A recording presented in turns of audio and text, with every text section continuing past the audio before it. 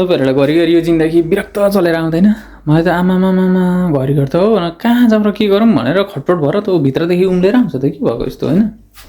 अझै सम्झिन्छु यो जिन्दगी के रहेछ र यस्तो मरिहत्ते गर्दैछु म होइन।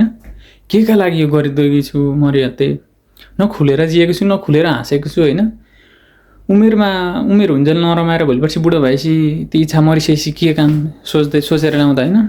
कमाउने उमेर के हो क्या, के हो जिन्दगी होइन।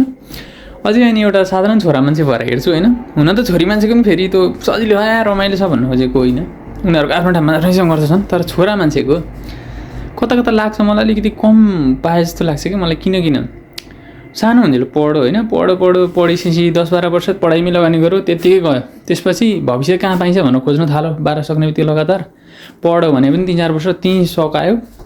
अनि त्यसपछि भविष्य खोज्यो एकातिर गयो। पैसा कमायो भोलि सम्झेर कमायो, त्यतिकै बिचमा बिहेबारी हुन्छ, बिहेसिए गरौँ। अनि कसको लागि अब परिवारको लागि बाँच्न थाल्यो। बुढी छोराछोरी सबै बिलसिल यताउता खर्च सबै उठाउने कसको हो? छोरा मान्छेको जिम्मेवारी हो। किनकि यो पहिलेदेखि यस्तै छ हाम्रो होइन। सबै गरौँ, आफ्नो इच्छा आकाङ्क्षा सबै थाहा हुँदैन, लुकायो, सबै लुकायो। परिवार अरूको लागि सब चुपचाप गर्ने होइन। तर त्यसको अर्थ भ्यालु हुन्छ नि, त्यति भ्यालु दिँदैन नि छोरा मान्छेलाई। यो सबै जिन्दगीभर आफ्नो लागि बाँचेको त छोरामा कमै हुन्छ हो। सबै अरूको लागि उठाउने हो, सब कुरा अरूको लागि उठाउने हो। अनि के हुन्छ भने यस्तो कुरा सानोतिनो कुरा नि छोरा मान्छे गर्नै पर्थ्यो हुन्छ कि। हाम्रो गर्नै पर्थ्यो, गरेको जसले पनि छोरा मान्छे भएर गर्नै पर्थ्यो, गरेका छन् सबै। यति पनि नगरे कति भन्ने खालको हुन्छ क्या।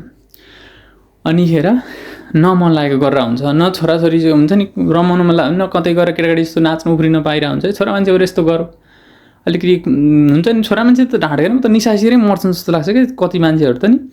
किनकि छोरा मान्छेलाई यस्तो सजिलै सजिलै कुरा राख्ने वातावरण नै हुँदैन क्या हाम्रो समाजमा, काम घरमा, परिवारमा। छोरा मान्छे भएर झट्ट केही कुरा नै होइन हुन्छ नि, कमल हुनु हुँदैन है भन्ने खालको हुन्छ।